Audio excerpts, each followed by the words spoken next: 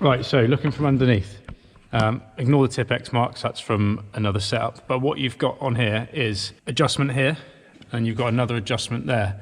And basically, the shape of the arm means that you can adjust the toe and the camber with this one arm, which does make it a bit trickier. I don't know why Mazda did it like that. The best way would have been to have the camber arm at the top as a camber and just had the bottom as toe. But because it's either side of a central point, it actually affects both the camber and the toe. So my plan is, because I've currently set them with the least amount of camber, obviously it's got to the point where it's positive now, I've got the extended arm on there. So I will now slowly turn these back, front and the back one, similar. I'm going to put them to the same sort of amount on both, which is hopefully going to keep the toe fairly straight on the back. I'm going to crack both arms off.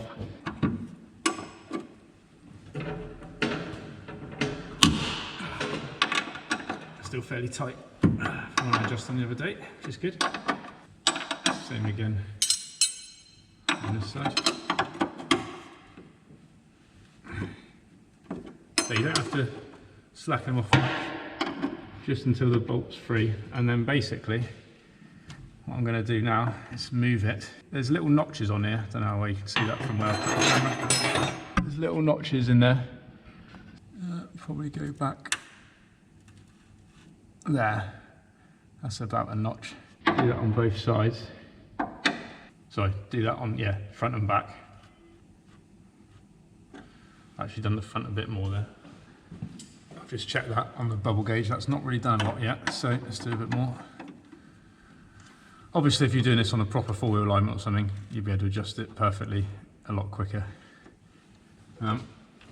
You want to, if you can, bob the suspension up when you do that.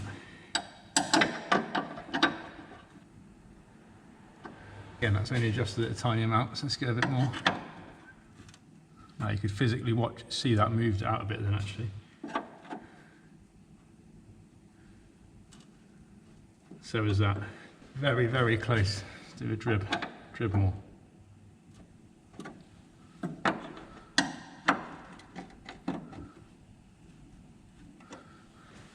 Right, let me show you. I don't know how well you can see from up here, but that has now brought the camber back to 0. So the camber's good. Right, so I've done the other side up. They're nice and tight. Crack these off. Now the front adjuster bolt here is a bit more of a pain because there's a subframe, there's a brace in the way.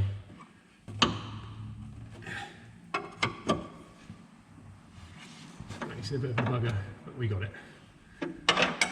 We've got it. Right, so same again. I'm going to start at the front this time. So I'm going to go a bit more because the camber on this one had gone to more after I put the adjustable arm on. So I'm going to go not crazy, but probably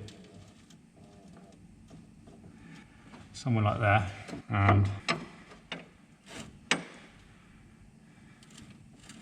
let's double check that with a gauge. Not quite enough.